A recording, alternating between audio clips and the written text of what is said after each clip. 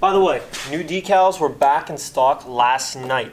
I only had 15 red ones available, kind of like the little nasty red theme that we have going on here lately. I only had 15 available, and I think already half of those are sold, and a bunch of the whites are already sold. I had 100 in stock, and you guys have already knocked out a pile of those overnight, and I haven't even put in a video that they were available yet. But thank you guys so much. You guys have no idea how much the support means to me. It's absolutely incredible. You guys rock. Literally, raising the bar every single day, breaking, personal goals and records on the channel. So that's just absolutely incredible. Couldn't do it without you guys. Just another real quick shout out, Diesel Auto Power sponsoring this video.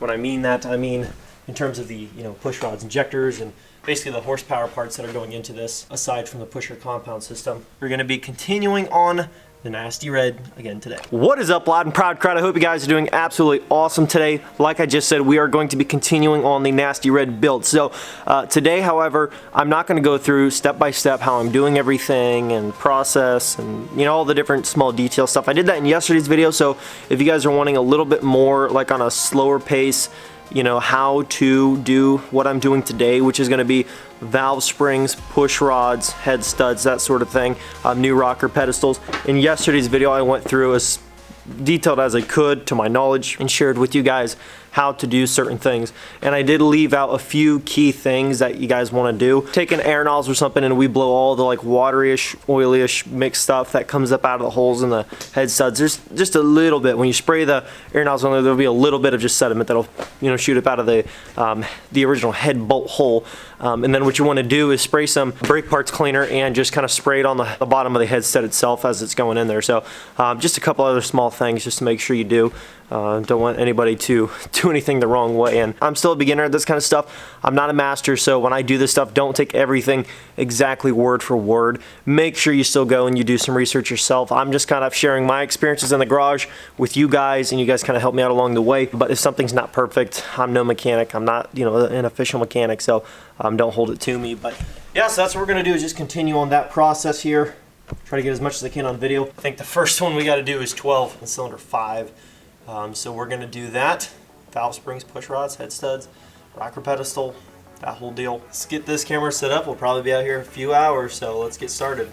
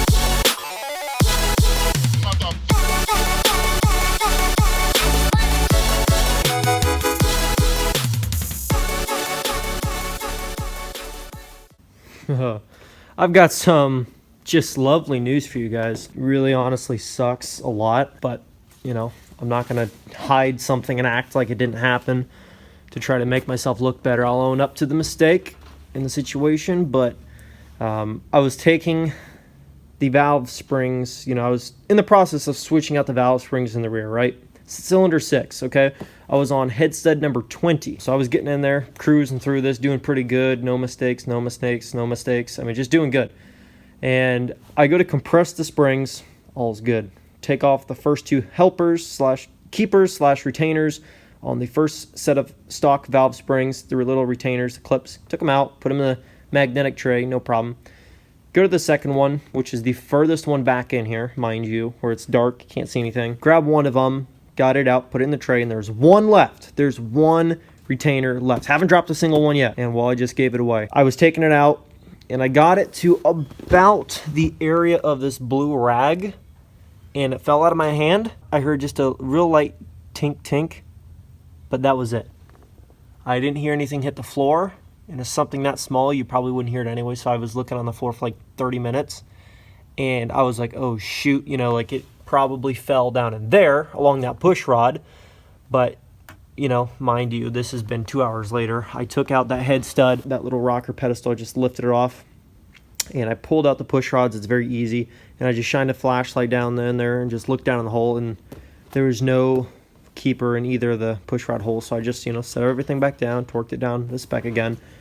And I know that's probably not recommended, but it's also not suggested to drop stuff. So there's nothing else I can do about it. And also, I can't put that head stud in because I have to have, you get the idea, everything has to be reassembled. The air has to be disconnected, which can't be, because we got to keep the pressure in there now because I don't have, you know, retainers for there. Just, yeah, so I dropped it somewhere around here. Just heard two little, you know, little clicks of metal, just click, click. So where it's somewhere in here, but I don't know where it's at. And I've been looking for a couple hours and haven't been able to find anything. And I also, after this one was put back in and fully tightened down and everything was properly put down to spec, I removed this head stud too and checked down and took the push rods out and just shined the flashlight down in the hole. You can clearly see down in there. Nothing there either. And those are all covered up with a rag anyways. I just, you know, you never know, whatever, something could have happened. Thought I dropped it more towards the far half of this thing. I was kind of pulling my hand out of here and just, I don't know, I bumped it on this rag or something. And yes, I looked down in here, took the rag out and looked down, microfiber towel, and looked in there. There's nothing in the intake manifold, just lovely. And of course now my camera also is filled up again because I don't know how many of you guys know, but my dog ate my 64 gig SD card when it was sitting next to my laptop on the table. It got up on the chair, ate my SD card, so now I'm stuck with my small SD card, which is always maxed out, so I'm always having to switch over and use my phone now, which I got to get that taken care of because the quality is like good, and then it just like sucks towards the end when you have to use your phone. But yeah, just can't believe that happened.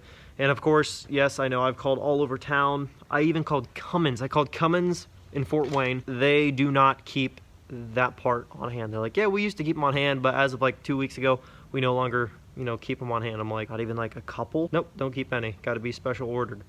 So I call all over the place. Advanced Auto, O'Reilly's, Napa, I mean, Dodge dealer. Nobody carries them. They all have to be ordered, and they all have to cost like between $1 and $4, and then it's going to be $20 shipping to get it within 10 days, which is just ridiculous. I'm just like, just a pain in the butt. So I'm going to have to order one some point today, but at this point, everything's kind of on hold because until I can seat that head stud and get that done, really we shouldn't be doing any of the others. So I don't know what to do, guys. Just sucks. Like, one, it was the very back one, the last stinking one, and then the next one I was just like, honestly, when I was working on that, I was like, oh, this is sweet, you know, like I'm on the last one. After that one, all I've got to do is, you know, this guy right here, I'm like, that's gonna be a piece of cake, you know, it's the closest one up to the front, no problems, you know what I mean? Like, it's not gonna be a big deal. We're almost done. Figures. Shouldn't have got excited thinking I was doing a good job and then freaking drop a retainer, which is just awesome. I looked all over the floor everywhere, and the floor is actually really clean. Not seeing it anywhere. Terrible feeling when your build is so close to being done. I was telling my dad, I was messaging him, and I'm like, this truck could seriously be like up and running again within like 2-3 days tops. I'm like, all I got to do is finish this stuff, finish the head studs, the, you know, all this other stuff, and then all I need to do is then check on how to adjust your valve lash and reset and all that stuff to make sure everything's, you know, timing and everything is good and right on. I'm like, and then after that, I'm like, it'd be kind of tough with one guy, but I'm like, I could set up a camera and try to turn it over and then get all the fuel lines hooked up and redo the injectors the proper way, and it was going to be good to go in like 2 days. But yeah, not when you drop something and then you got to special order it. If you guys have any suggestions, anything helpful, please let me know. I'm sure a lot of you guys know what I mean. One of these right here, little itty bitty retainers, just kind of drop right there around the valve stem. I believe that's what it is, and then keeps it cradled in there. Just had to go and drop one of those, you know. One. Go figure, one, and it has to be the furthest back one. And also, the companies that sell these things, absolutely outrageous the shipping they charge. Like, for a piece that big, like I could order an exhaust system on Amazon, and without Prime, they'll charge me like $15 for shipping, right? This little tiny retainer that you could send seriously in a little packet that's yay big, just small 3" by 3" packet, they want to charge you between $1 and $5 for the part, which, whatever, if you need the part, you need the part, you got to pay for it. But then they want to charge minimum shipping. I was seeing on every single website that I could go to, next website, next website, next website.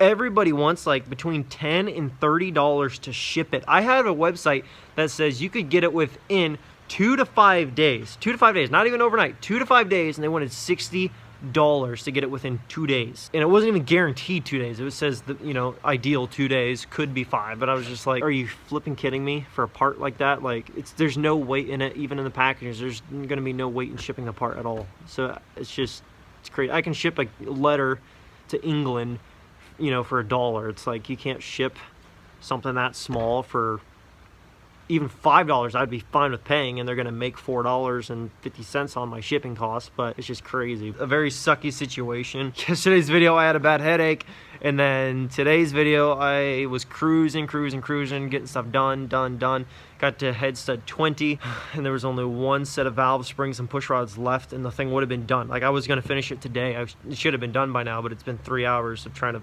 find parts online and call places and figure out where that thing is, and nobody has them. Thanks so much for watching. If you enjoyed this video, smash that thumbs up. Leave your comments down below. Definitely let me know if there's anything, any kind of helpful advice you guys can give me other than just order a part, because I can do that, obviously. Like, comment, subscribe, and I will catch you guys tomorrow.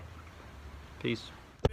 Doing what I love, going day to day, but I know it takes time and I'm patiently waiting. Sometimes I contemplate, cause one day you feel so close and the next is out of sight. But I know I gotta hold on tight to go back to just going out every night. Like, if I'm about to let it go now, I can live alright, live a normal life, doing 9 to 5. But I know I'm more than that. I gained this skill, wasn't born with that. At the end of the life, it's a memory.